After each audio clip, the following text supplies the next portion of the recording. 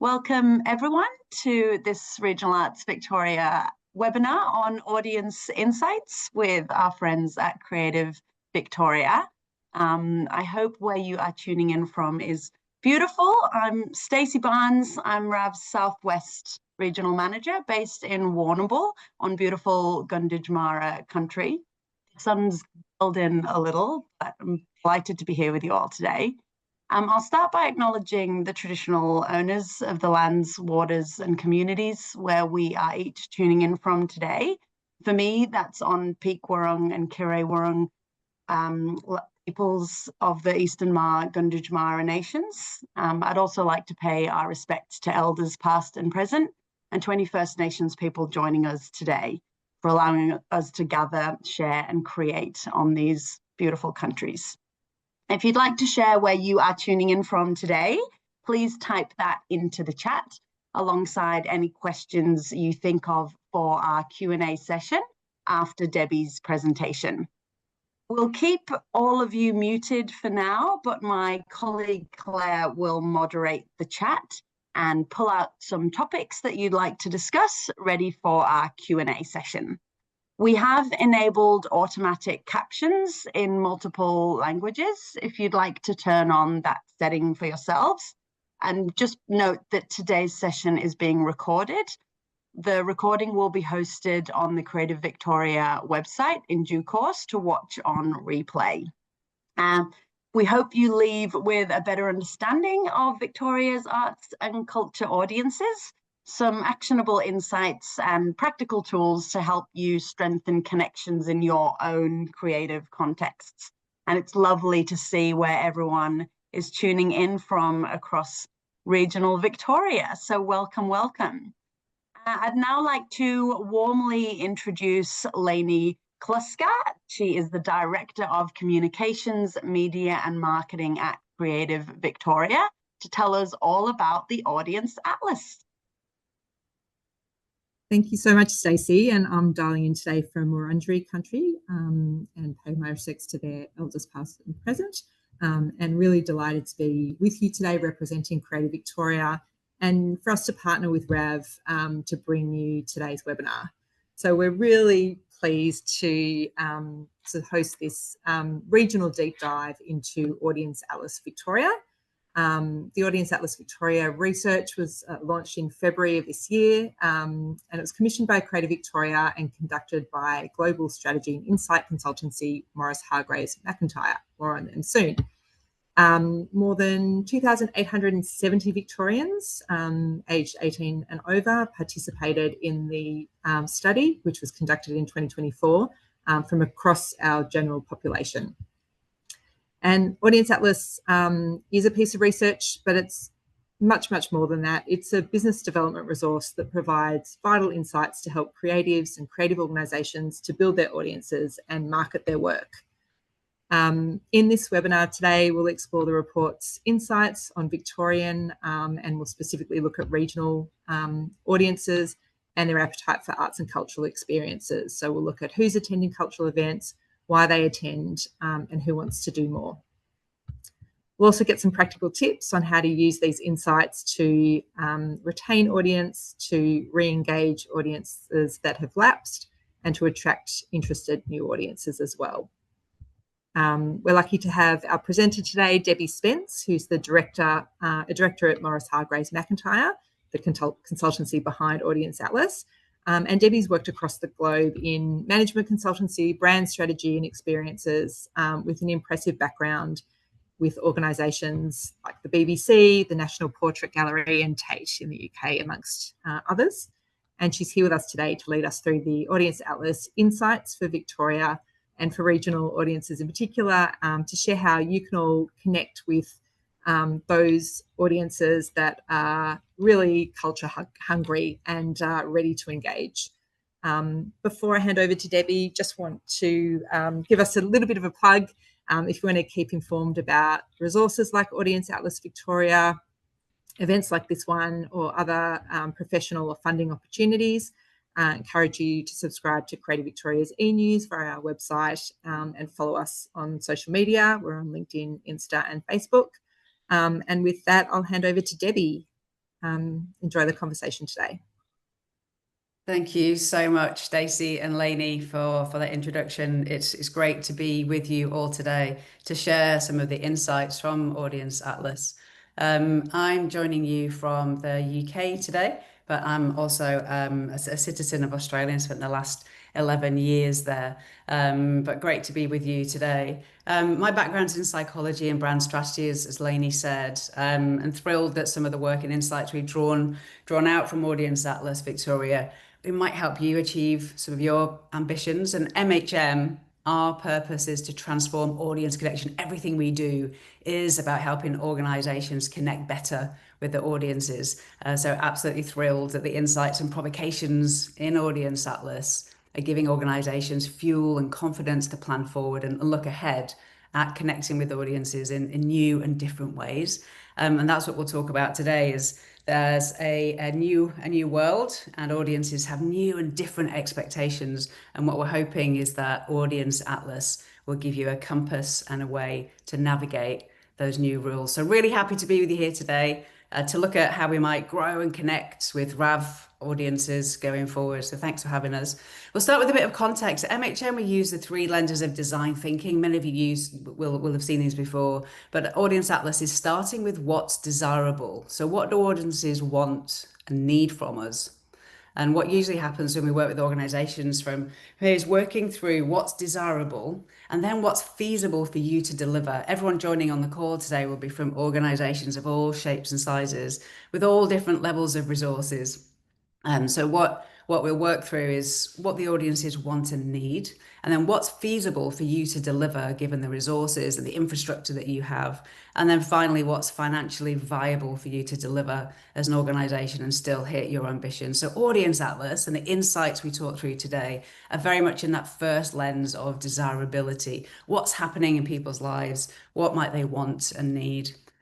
And then human-centered design is very much at the heart of our approach. So we use the Design Council's Double Diamond process to move us through from the insights that we'll share today. And what we've been doing over the past few months since the launch of Audience Atlas is helping organizations move through the diamonds. So to define the insights that are really useful for them, and then to develop some ideas and prototypes and experiments, which might be using different communication, using different programming, targeting different audiences in different ways. That's in the develop stage, and then through to the finalization of some of those experiments. So Audience Atlas is right at the beginning, and that's where we are today. So giving you some evidence, but it's your vision and your organizations and your power that will take that forward, take those insights forward into strategy and into connection. This is the 3rd Audience Atlas Victoria study that MHM's done with Creative Victoria, and it's been a real joy. And although I'm representing the team today, there's a whole raft of experts, much more intelligent than me, that are behind the work that we'll share today. So I'm representing here, but with the teams at Creative Victoria and MHM, there's an awful lot of rich data and insights. So if you haven't downloaded the report already, please do go to Creative Vic's website and download that. There's so much information and data in there. What we'll go through today are some of the broad headlines, but there's an awful lot more in there. So please do get in touch after today. We'll be able to find out if any of the specific insights that you're looking for are in there. But today is about what some of that means for you, the organizations that are keeping Victoria's creative heartbeat alive in the regions. So over the past 15 years, Audience Atlas Victoria has helped us map how people across the state connect with culture. And just as importantly, how those connections shift when life shifts. Because right now life's really busy, it's expensive, it's uncertain. And so the question we keep coming back to is, how do we make culture one of the things people don't give up when life gets busy or expensive? And then for me, that's what today is about. It's not about another report, but a conversation about what it means to act on the data and what the insights tell us, because the evidence is really clear. So audiences haven't disappeared. They're still here. There are 5 million Victorians who say they're in the market for arts and culture, and they just need a reason to come back and a reminder of why it matters and why we matter. So I'd love us to think together as we go through this session today. Are we programming for the audiences we had or the audiences we want? What would it look like if every event, every festival, every exhibition in regional Victoria was designed as an invitation and an invitation back, not just as a program? And in a city of 5 million, one person dropping off doesn't make that much of a difference, but in the regions it does. So in a town of 5,000, one person dropping off really does. Every single engagement counts, and I don't need to tell you that. And that's the power of this conversation today, because every regional organisations understand connection better than anyone. You know your audiences. Some of you will know your audiences by name, and you'll see them at the supermarket. Your art is woven into community life. You'll see it as you walk through the streets. So as we go through the data and the insights today, I'd love you to, again, to think about not just who's coming, but what are they seeking? What are they looking for in their decision making, in their motivations? So if you looked at your audiences through their values and what they're looking for from their interaction with you, what might you see differently? So look at them for their values and what they're looking for in their lives, rather than their demographics or their age or gender. What might you see differently? And how might we think of the regional creative landscape, not as 100 separate organizations? It's great to see so many different organizations represented today. How might we think of the regional creative landscape rather than separate organizations, but might we start to think more as a connected experiences for audiences across the state? Because that's when the real transformation happens, when we stop seeing audiences as yours or mine and start seeing them as ours. And that's one of the great things about the convening power of RAV and Creative Vic. It's when we come together in moments like this to think about collectively what audiences want and need from us, and how do we work together to start seeing them as ours. All right, let's dive in. I hope some of these images have brought back some happy memories for some of you. So this is the third edition of Audience Atlas Victoria, as we've said. So taken together with the 2014 and 2019 studies, the 2024 edition, it does paint a unique picture of how things have changed and how things have changed across the state and what that means for every community, from the city to the smallest town. So many people have speculated about the lasting impact of the pandemic. In some ways, it feels like a distant memory. In some ways, it feels so raw. But the impact that that's had on audiences and the pressures created. So there's other pressures as well. So rising costs, changing habits.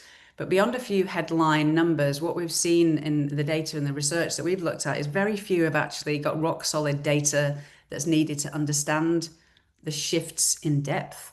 But Creative Victoria does.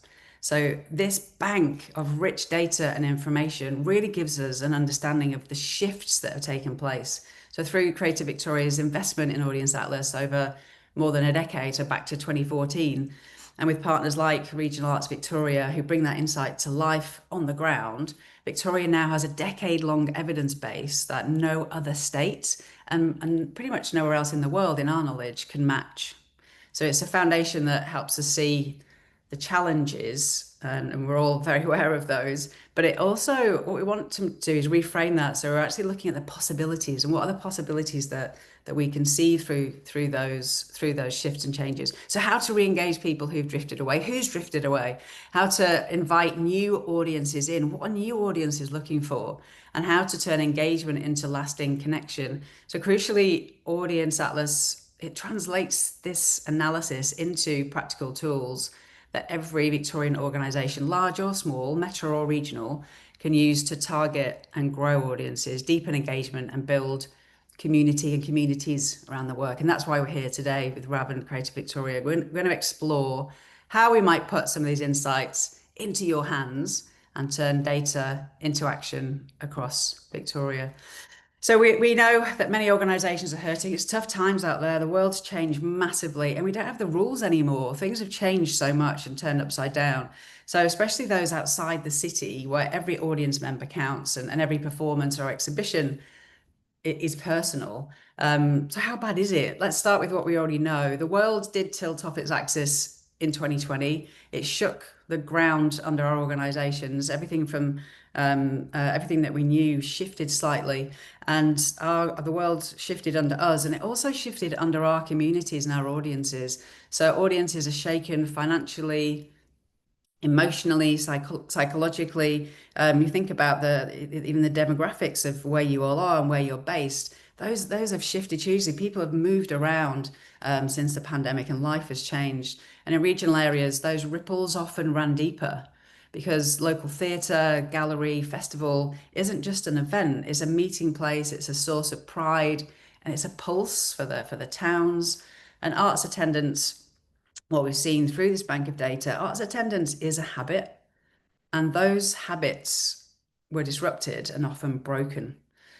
And what we've seen is that non-attendance is a habit too.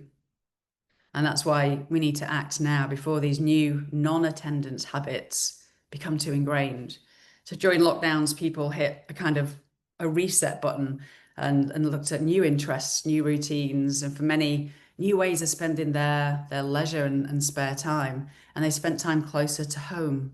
So now they're looking for cultural experiences that fit that reset lifestyle. And it's not about going back, it's about, well, here's the new order. How does my life look like now? So looking for experiences that feel local, that feel social, that feel restorative and easy to say yes to. And that creates opportunity for experimentation for all of us, especially for regional organizations who can offer authenticity and belonging in ways that often big city institutions can't. It also means some of our most avid, high frequency, high value audiences in the regions, the ones that we used to rely on, they're no longer attending as regularly as they once did. So we used to rely on this bedrock, and those things have changed. So the question that we wanted to ask ourselves isn't how do we get back to pre-pandemic times? It isn't how do we get back to what the audiences and life looked like in 2019. It's how do we reframe the rhythm for our audiences' lives in 2025? So what's the way forward? And so to rebuild, we need a really good map, but we're not looking for a map that shows the way back to 2019. That was a different landscape altogether. So if we set off for the last known location of our audiences, we quickly find they're not where they used to be, they're not who they used to be, and they're not looking for things the way they used to. So we don't want to go back. Things have shifted, people's routines have changed, travel patterns have changed, the places where audiences gather, the markets, the festivals, the halls, the galleries, they all look a bit different now. So the map we need isn't one that takes us backwards, it's one that helps us navigate what's emerging. So we need to set our compasses, our GPS on a course to where the audience is headed, not back to where they've come from or where we wish they were. And that's where Audience Atlas comes in. It gives us a detailed, evidence-based, audience-focused map of the whole state and a way forward. And then we're not pretending it's going to be plain sailing. There are so many headwinds, and not least economic headwinds. So the current climate is tough. High inflation, rising interest rates, housing issues, increased living costs. And for everyday Victorians, those financial strains have reduced discretionary spend. And like it or not, we're often in that category of discretionary spend. So for many, that means cutting back on non-essential activities, and arts and culture is in that category. So as a result, many organizations are experiencing decreased ticket sales, lower overall engagement, forcing us to adapt through pricing adjustments, more flexible offerings, savings to our programming, and shift into digital formats to retain audiences. But all of this change and uncertainty is precisely why we do this study and why Creative Victoria keeps investing in the Audience Atlas, because it helps us to navigate the world. So there's a lot of data and a lot of information out there. But insight can give us that edge. And that's what we want today, is insight and the recommendations, and to help us to deal with this speed of change, the scale of the challenge in this post-pandemic and financially insecure world.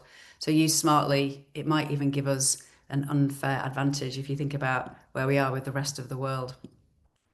So a bit about what makes Audience Atlas unique and the sample that we've retained here. So We represent the responses of a sample of over 2,800 people in Victoria. So it's representative of the state's population. It's based on census data.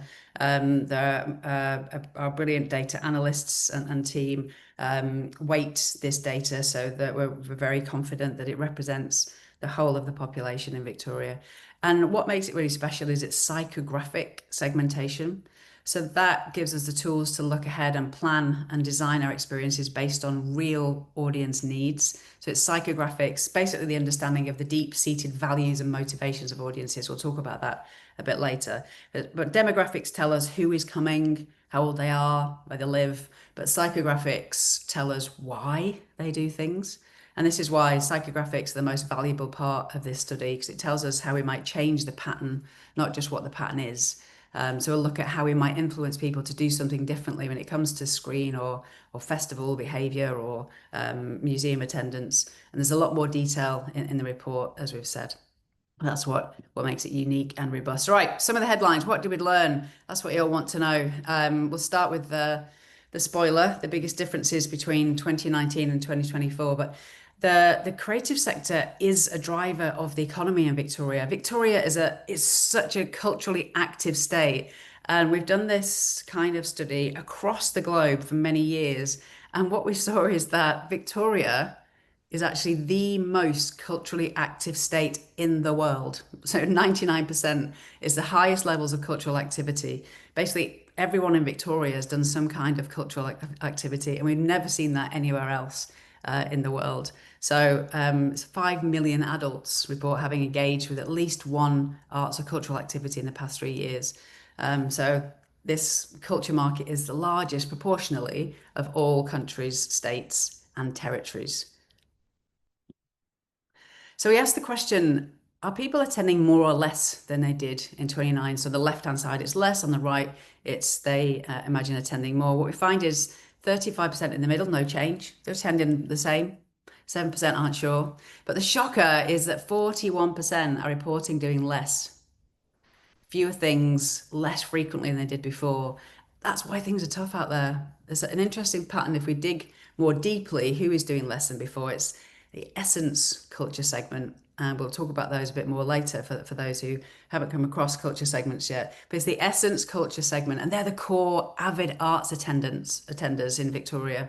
And they still do more, but even Essence doing less is what's hurting us disproportionately, because they've been the bedrock of cultural attenders over the years. So when the Essence segment reduces their activity, the impact is greater than any other segment. They also track older and the least diverse audiences are doing less. So there are the core traditional audiences, and that's who we've relied on for some time, and they've eased off with us. So that's what's really hurting us. But there are two particular segments doing more expression, and they're hardwired for cultural, supportive people. So perfect for us and the members of RAV.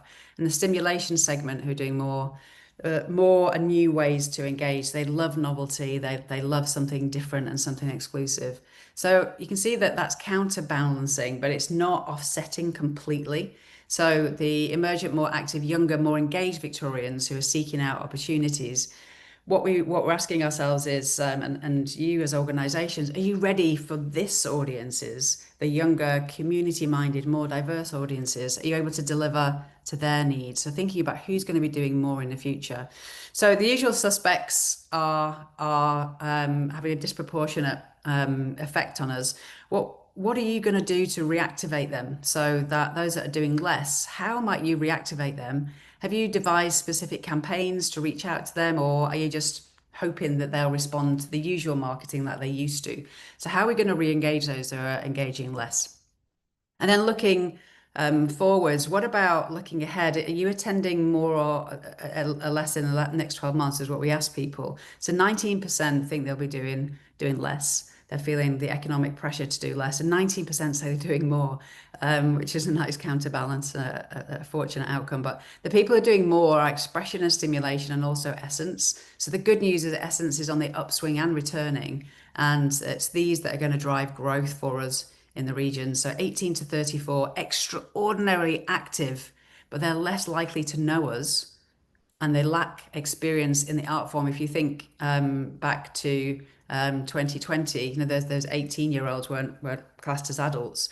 So how might we connect with this audience that are going to be doing more going forward?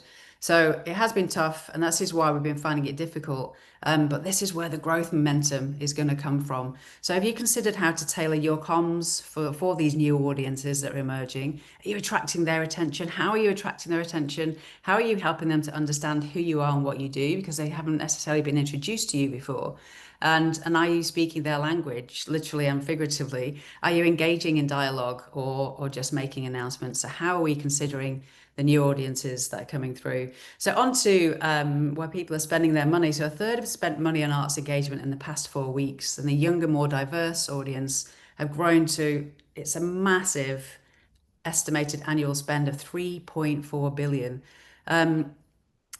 So spending heavily, but this has actually dropped, although it's strong in terms of who is spending. We need to see that it has shrunk over that 5-year period.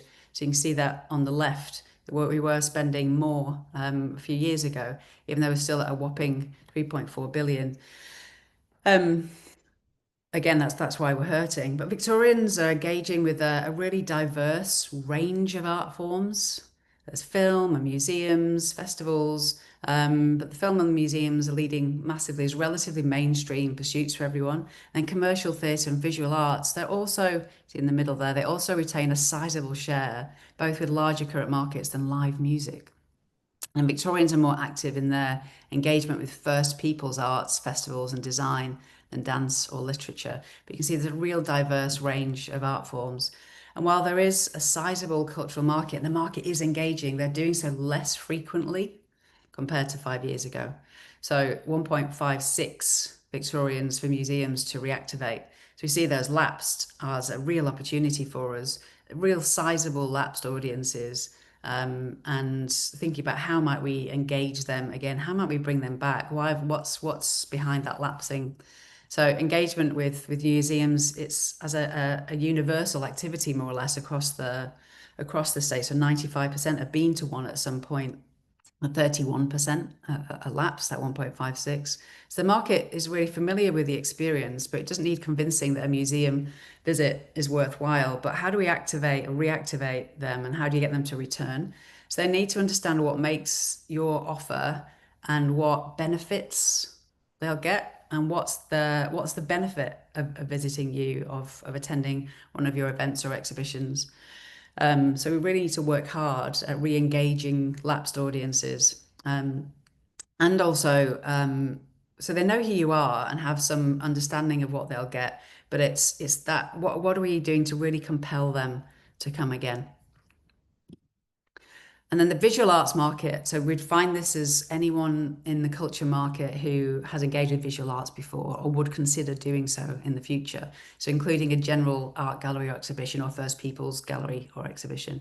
And the current visual arts market is similar to other art forms in that, compared to culture market average, but it skews younger. So 34% aged 18 to 34 versus 30% overall. It has one of the most educated markets. So 39% hold a degree, 70% are drawn from the 4 most culturally active segments. You can see there, and 57% overall.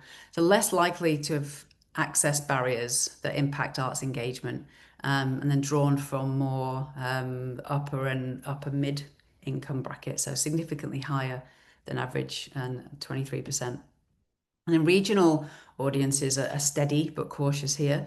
So they haven't turned away. What they're doing is waiting for a compelling reason to re-engage. So you can see very similar. We looked at where the differences might be for regional data. It's very similar overall to the rest of Victoria. But you can see here that growth optimism is slightly lower, so -2 versus metro areas. So momentum is flatter in some of the regional areas. And then we've pulled out Ballarat and Bendigo show lower anticipated increases, and Shepparton and Hume show modest optimism. So very, very similar profile. And again, still waiting for that compelling reason to engage.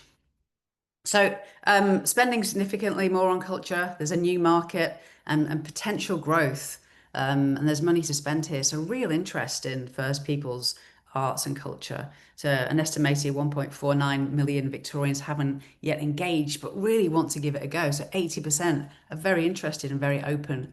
So how might we tap into that? But then tempering our excitement, thinking about donations. So 2.1 million Victorians are open to donating to the arts. Then younger Victorians are overrepresented among current donors. And 2/3 of those who have donated before are essence, expression, or stimulation. We wondered whether you're seeing these kind of patterns in donations, and whether the potential's there, but are we not asking enough people to donate? Would more donate? Is the ask that we're making not as effective as it could be? Because it really feels like there's an openness here and a receptivity to donations, and donating, but we wondered whether it's just not cutting through, especially to the younger audiences who seem to be really up for it. And then membership. So again, this is falling, so down to 473,000 from 2019. So a million who have in the past. So our retention is only 30%. So we've lost 70% of all members to fall out, or 70% of members have all fallen out of membership. So again, this raised some questions for us, and we'd love to hear what you're experiencing. Are organizations, is it harder to get members? What's happening here? What we heard anecdotally and in some of the verbatims and qualitative responses, but people didn't want to be part of a rigid membership. They wanted to have flexibility in their membership options. So thinking about growth audiences for you going forward and membership, how might you bake in flexibility and the rules and conventions of membership that are set by the likes of Netflix and gym membership and other memberships that are setting the rules for people. So thinking about how we're talking to people and how we're communicating, it's changed massively. Anyone who's who scrolls on their phones first thing in the morning will see that most of the content that we're engaging with is actually video content and rich media these days. So people are getting used to consuming content in a different way. So not looking to be locked into single channels, but being able to move across different channels. And it's a really evolving media landscape. So older cohorts are really invested in legacy media, so digital platforms, but they dominate how people consume information and discover cultural events. So think about where you are and how are we helping people to discover our programming and our events and our exhibitions. So in 2024, a larger proportion of the market listens to podcasts in a typical week than reads a printed newspaper. It's the first time we've seen this shift so drastically. So it really is reflective of the changing landscape. So watching scheduled free-to-air TV at 65%, that sits below subscription streaming services now at 67%, and that's the first time we've seen those flips. And then social media at 66%. So media through reading is less common than watching or listening for the first time. Of the top 10 most accessed media channels, only 2 are text-based. So 45% read a news site or app, 17% read a printed national metro newspaper still. But if you're not principally still, or if you're principally still communicating through written text, let's ask ourselves, are we speaking their language? The people are looking to watch or listen to content in video mode rather than read it. We can see how big social media has become. So personal recommendation happens via social media. Many of you who are on WeChat or WhatsApp, many decisions are made in family groups or group or community WhatsApp these days versus resorting to print media and sitting down and planning together. It's happening digitally. And it's quite a segregated channel. We looked into demographic differences. So on the right-hand side there, you can see the age band.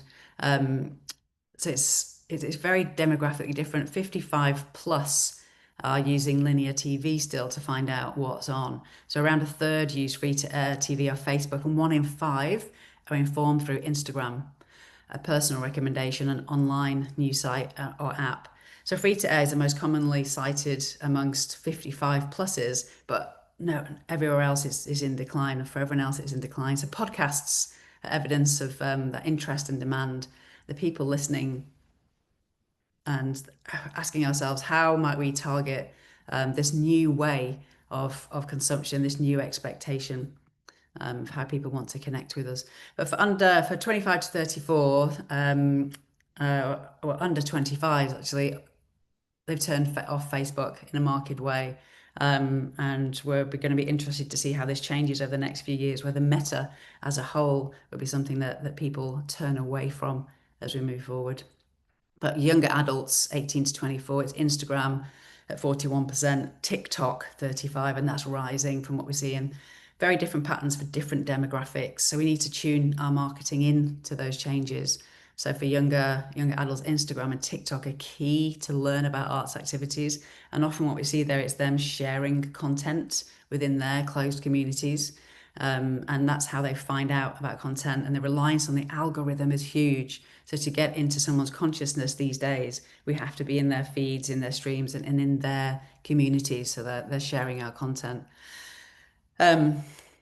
Thinking about, the TikTok role in Australia, but yeah, strange things are happening, and where do we go next with social media and digital media?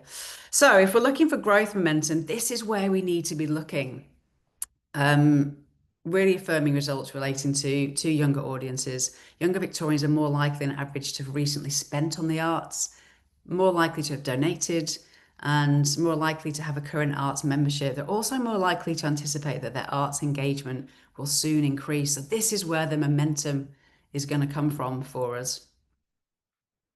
But a study of this nature is much more than interesting findings. It's about actionable insight and ways to apply that knowledge and those findings and insights about the market so that you can think about your sustainability and your growth and how you might connect with your audiences. So the next few slides will talk through psychographic segmentation and how you can apply those insights in a way that might deliver the connections that you're looking for.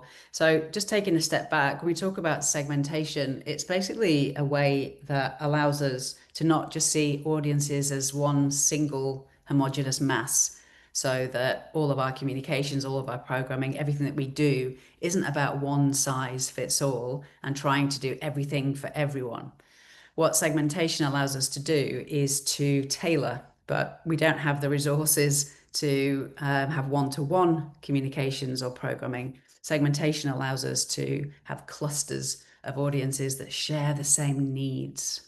So we can't tailor for every individual, but what we can do with segmentation is get to that a happy compromise where we understand the groups of people that we're targeting and our priority segments that will help us achieve our goals. So that's what great segmentation is. And there are loads of great segmentation models around the world. At MHM, we use something called culture segments. It's been developed over the past 20 years, where we've identified clusters of people that share values and motivations when it comes to the arts, when it comes to making decisions around culture. So we've got distinct groups of shared needs. Just to bring that to life a bit, for those of you, you'll be using demographics a lot in your marketing communications or when you're thinking about programming, and you might have two demographically identical audience members. So here we've got two baby boomers. They're both male, they're both married with children, they're from a regional background, born in Victoria. They're very philanthropic, they both own property, and they travel extensively. So they are demographically identical. So we'd use the same marketing for them, right? We communicate in the same way. They'd be really interested in the same cultural programming. But actually, they couldn't be more apart culturally. So demographically identical, culturally worlds apart. So you can't imagine that we'd market and communicate in the same way to Steve as we would to Nick, and that we can't imagine that the choices that they make around culture and arts would be similar. So traditional audience segmentation relies on demographics, age, gender, location, assuming that people with similar backgrounds have similar interests and will make similar choices with us as arts organisations. But this overlooks that critical factor of values and motivations. So both of these were born in Australia in the 60s.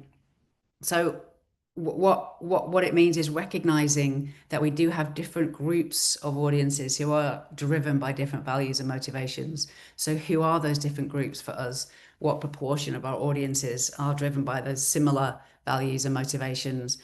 So using culture segments, we can move beyond those broad demographic assumptions and develop targeted, meaningful audience engagement strategies that resonate deeply and grow participation. And there's a lot of science behind this we haven't got time to go into today. Many of you, I'm sure, will know this already, but psychographics is around the deep-seated values that are very slow to change. So other things change a lot more rapid pace. So you might move house, your postcode might change. Obviously, your age changes all the time, unfortunately. Lifestyles change, but what doesn't change as quickly are those deep-seated values and the things that drive your decisions around culture. So there are lots of resources around this. Again, I haven't got time to go into it today, but we've developed these clusters and segments over the years. If you haven't already, to have a go at segmenting yourself.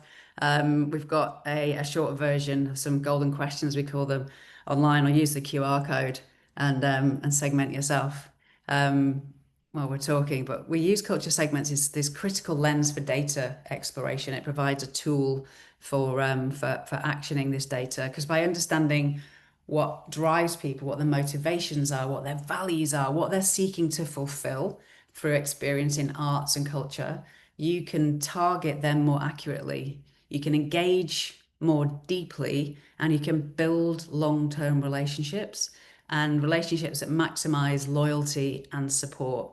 That's what this psychographic segmentation system helps you to do. Why are people coming? Why are they making those decisions? What's driving them? Why are they not coming? What are they looking for that we're not delivering? We'll see a few of you on screen there. So there are 8 of these segments. I'm going to very quickly run through these. We've got essence, where art is essential. Art and culture is like oxygen. They're making up their own minds. Most artists or curators we talk to are here, and they also hate being segmented. So anyone who's in essence might see your facial expression change on screen. But essence has a sense of themselves through emotional connection, reflection, and intellectual stimulation. So if you think about essence as a segment, what in your offer and the way that you're communicating might connect with essence. The next one along is expression. So they're really egalitarian. They love shared experiences. So arts and culture is a way of sharing the world together, and they bring other people with them, and they tell everyone to go and see things. And they're really seeking connection. That's their main driver, connection with others and to feel part of something bigger than themselves. So people who are very active in the community are often expression, and they're called expression because they most value the act of expression. And in arts and culture, they are often creatively expressive people themselves, and a really wide range of interests. And culture for them isn't a private thing where it is for essence. Culture for them is a communal thing. They want the masses to go. They want everyone in their community to go and enjoy things together. They want everything to be accessible. So they don't want anyone to feel excluded. So they want to make sure that the communications and facilities are accessible for everyone so that everyone can enjoy these things. The third is stimulation. Full disclosure, I'm in this segment. We love novelty, we love excitement, we love things that look at things through different perspectives, and we love being the first to know. So they're seeking to be moved emotionally and challenged intellectually while consuming culture socially. So really open to a wide range of experiences and like to be at the cutting edge. So if you are marketing or communicating or programming for stimulation, you want to help them to feel that they're the first to know. And they want to be surprised and amazed, and they're like a spectacle. So they're all about the big ideas, but also looking to be challenged intellectually as well. Now, affirmation, that's 15% of the Victorian population. They want to add to their repertoire, but want a lot of hand-holding and reassurance from you that the time and the effort that they're investing are going to be rewarded. So they're seeking security and self-esteem through personal development and getting a sense of their place in the world. They want to learn and to grow, and they believe that engagement with culture will make their lives better. So it's an important and worthwhile activity. So like going to the gym or a meeting with friends, reading a book, it's a commitment for affirmation, and they want to make sure that they'll get something from it.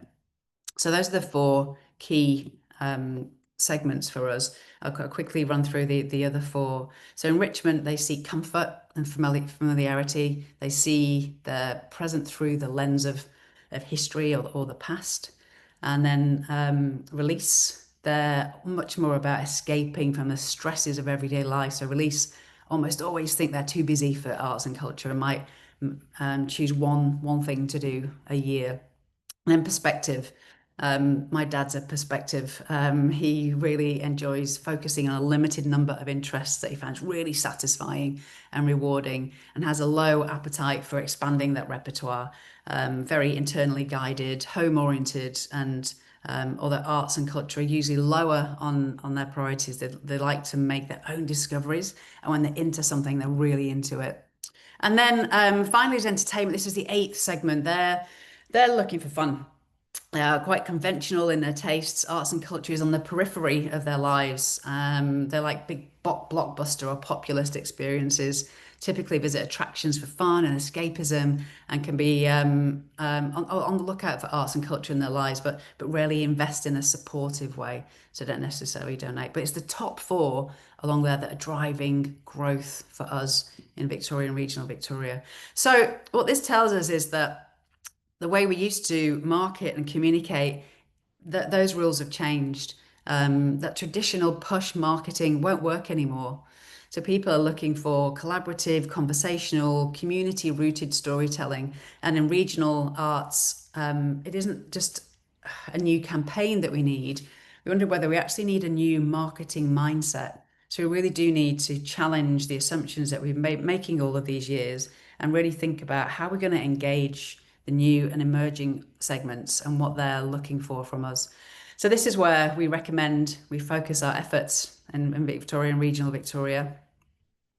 Is those the 4 segments that are driving the change. So expression, essence, stimulation, and affirmation, significantly more likely than others to anticipate increasing their attendance, and more likely to have spent money on the arts recently. And the profile of current donors also skews really heavily towards expression, and to a lesser extent, essence and stimulation. So if you're looking to drive your marketing effectiveness and your comms efforts and your programming efforts, we recommend that these are the 4 that you should be targeting.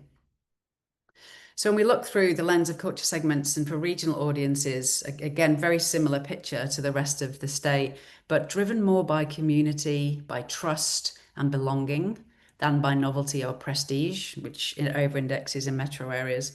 That means connection often starts with relationships, not marketing. So people are really looking for that relationship, and there's real opportunity for in the regions to connect and to lean into that and be the places where people turn to for meaning, not just entertainment. And that's how we recommend building and rebuilding loyalty and growing the market across the region. So tune into the 4 target segments. Essence, they want to be connoisseurs and guardians. Stimulation, want to be insiders and to be in the know. Expression, want to be supportive and even co-creators. And then affirmation, want to be learners. So we need to cultivate relationships with each of these. There are also specific things about these in stimulation. So they're looking for the newest thing, they're trend setting and they're explorers. And then when it comes to giving behavior, 44% of expression have donated. So this is where we recommend targeting for your donations and for those that want to be included and feel part of the community. And all expression values align with First Peoples arts and culture as well. Very aligned. It's about nurturing, it's generosity, it's commitment. And then demand for First Peoples arts and culture is a sizable opportunity for growth. This is an emerging trend that we haven't seen before. So 80% of Victorians are in the market for First Peoples arts, and that 1.49 million who are yet to engage but would consider it. So we recommend looking here as well to engage new audiences. All right, how are we doing for time? Okay. So helping the sector to be sustainable is able to be in a time when government budgets are at best stagnant, and we know it's really tough in Victoria at the moment. There are restructures and shifts and changes and happening is very difficult. But Victorian creative scene is vibrant and active, and it's a powerhouse for the economy. And we really want it to stay that way. So audience habits and behaviour have shifted. 27% have changed their habits. We have to become good at creating new habits. So with the financial pressures, changes in audience behavior, connections to preference, lifestyle, and habits brought down by the pandemic, how might we build relationships with the community how might we really put your organization, your institution back in the consideration set? So we're building frequency by getting people to spread across our institutions and across the region, and then capturing them to come repeatedly. So really thinking about creating new habits and reforming habits. So these audiences are seeking belonging, familiarity, local pride and trust. They're less transactional, they're more relational. How are we going to create these relationships? And Expression remains that bridge segment. They're the community builders, the co-creators who can bring others with them. So some real opportunities we feel here. So build programming around connection, community and shared learning, use trusted local voices in marketing so people can see it's people like them. Think about collabs, social entry points rather than elite invitations. We wanted to highlight here what we're seeing across the world, and it's been borne out in the data across Victoria as well. Are we in danger of having a single dominant comm strategy? We hear so many organizations saying, well, you know, we're marketing all our efforts now through Facebook or through Insta. We're worried that let's put it on Facebook and Instagram is being seen as a full marketing strategy. So let's think about how we might build our own community with Creative Victoria, or as RAV. How might we build our own community and come together to so we can connect with our audiences our own way, and reducing that reliance on organizations like Meta. So big and small working together. We've got an opportunity here. There's a large audience, a new audience, and as a sector, we can come together to help people engage deeply and widely, and individual artists, small to medium organizations, institutions, we all have this opportunity to deepen our engagement with our audience members, and how we think about the relationship with audiences is changing. Just as the kind of old thinking is sort of vertical subscription and broadcast communications, instead of let's recognize them as a shared market. Could we come together as RAV members and really think about seeing the whole market and the whole audience as ours? And how might we connect with them? So rather than trying to do this individually, how might we do it together? We haven't got time to go into this today, but that's one of the hallmarks of being an audience-focused organization. So meaningfully segmented and coming together to grow demand. We'll have to set up another hour to talk through this one day. But if you think about where your organization might be and which of these pillars that you might be leading on, see whether you are audience-focused. So organizations that were highly transactional and not audience-focused are really suffering. What we're seeing is that those that have deep roots and community are the ones that are weathering the winds better. So audiences have connections beyond the transaction. They're not fighting to bring them back again. So we offer so much more than entertainment in regional Victoria. We're an economic powerhouse, and our worth goes far beyond dollars and visitor nights across Victoria, from the city to the smallest town. The arts are a vital part of a vibrant, healthy, democratic society. And in our regions especially, we're the heartbeat of community life. We're the places where people gather, celebrate, reflect, and belong. And we're where the stories are told, where the songs are shared and identities are explored. It happens in our regional towns. So we command public trust like no other institutions and address the real issues that are relevant to people's lives. So it helps people explore who they are, who they might become, and stewards of these precious civic spaces, sometimes grand theatres and galleries, sometimes weathered town halls or disused shop fronts or even paddocks. And this is where the valuable civic spaces and the civic communities come together. And what we choose to do with them and how we hold space for that dialogue will shape the future of culture in Victoria for generations to come. So that's why the partnership between Creative Victoria and RAV matters so deeply, because together we're not just mapping audiences, we're remapping cultural life in Victoria. So there's enormous appetite, there's enormous opportunity. How might we connect with those audiences? How might we come together, bring those audiences back, and connect with new audiences. So these are some of the questions we'd love to leave with you and have a think about in our discussion together. We won't resolve them all right now, but take back to your teams, your boards, your communities. How might we make regional culture essential, and how might we bring people back so that when everything else gets cut back, people won't cut back on arts and culture? So how might every hall and festival become a place for our communities? So we hope that Audience Atlas has given us some evidence, and RAV has provided us with this great network today. What would it take for Regional Victoria to lead the audience strategy for the whole state? There's a great opportunity in front of us, and we're looking forward to hearing more about how you've used some of these insights to create that. So have a think about one small thing you could do differently to strengthen audience connection in your community based on what you've heard today. So it could be a new collaboration, or a way to bring lapsed audiences back, or a story that you want to tell differently. So thank you all very much, and looking forward to hearing your comments.